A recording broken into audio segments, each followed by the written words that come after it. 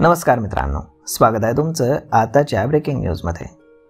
मित्रांनो, फेब्रुवारी महिन्यामध्ये नवी दिल्ली रेल्वे स्टेशनवरती चेंगराचेंगरीमध्ये 18 जणांचा मृत्यू झाल्यानंतर रेल्वे मंत्रालयानं कडक पावलं उचलायला सुरुवात केली आहे। 15 फेब्रुवारी रोजी महाकुंभाला जाण्यासाठी नवी दिल्ली स्थानकावरती मोठ्या प्रमाणामध्ये गर्दी होऊन चेंगराचेंगरी झाली होती। त्या दिवशी प्रमाणापेक्षा जास्त प्लॅटफॉर्म तिकीटं विकली गेली होती अशी माहिती रेल्वे मंत्रालयाने दिली। त्यानंतर ट्रेनमधील जागांच्या संख्येनुसार रेल्वे आता तिकीटं जारी करेल असा निर्णय घेण्यात आला आहे। आता वेटिंग तिकीट असणाऱ्यांना स्टेशनमध्ये प्रवेश देण्यात येणार नसल्याचं रेल्वे मंत्री अश्विनी वैष्णव यांनी सांगितलंय। रेल्वे स्थानकांवरती गर्दीचं व्यवस्थापन करण्यासाठी अनेक महत्त्वाची पावलं उचलण्यात आल्याची माहिती केंद्रीय रेल्वे मंत्री अश्विनी वैष्णव यांनी संसदेमध्ये दिली। यामध्ये रुंद फूट ओव्हरब्रिज, CCTV आणि वॉर रूमची व्यवस्था करण्यात आल्याचं अश्विनी वैष्णव यांनी सांगितलंय। सण आणि यात्रांमध्ये होणारी प्रचंड गर्दी नियंत्रित करण्यासाठी रेल्वेने मर्यादित प्रवेश नियंत्रण प्रणाली लागू केली आहे।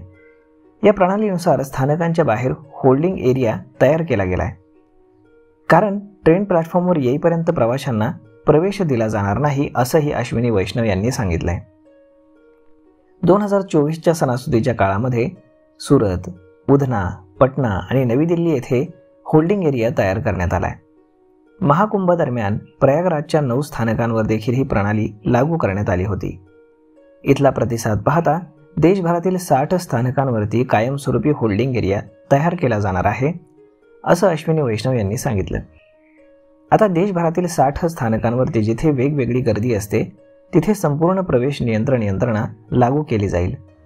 केवळ कन्फर्म आरक्षित तिकीट असलेल्या प्रवाशांनाच प्लॅटफॉर्मवरती प्रवेश मिळणार आहे, तर प्रतीक्षा यादीमध्ये आणि तिकीट नसलेल्या प्रवाशांना बाहेरील वेटिंग एरियामध्ये थांबावं लागेल।